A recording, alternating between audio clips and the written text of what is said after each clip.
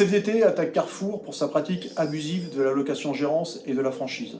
En effet, depuis 2018, c'est plus de 305 établissements et 23 000 salariés qui ont été concernés par ce mode de gestion.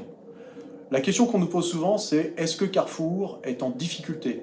La réponse est non.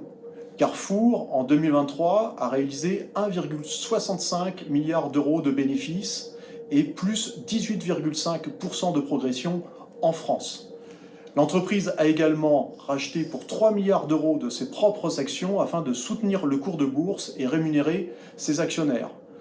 Le PDG a également décidé d'augmenter la rémunération des actionnaires en 2024 pour la porter à 55% de progression du dividende.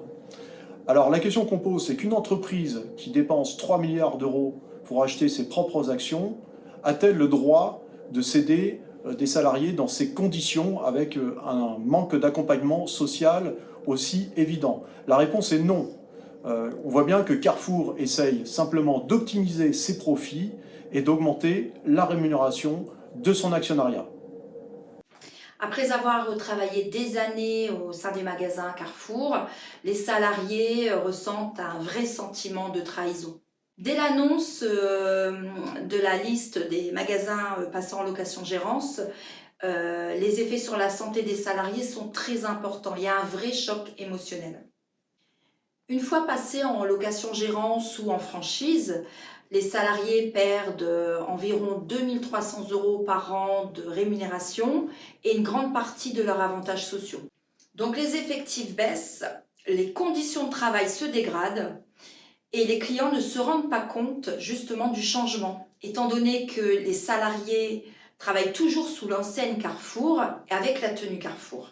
Les négociations avec les repreneurs en local pour récupérer justement nos acquis sont extrêmement difficiles. Pourquoi? Parce que justement, le but de cette manœuvre de passer les magasins en location-gérance, c'est de réduire au maximum le coût du travail. Nous sommes très fiers que la CFDT attaque en justice le groupe Carrefour. Il faut vraiment faire respecter les droits des salariés et faire cesser ces pratiques abusives.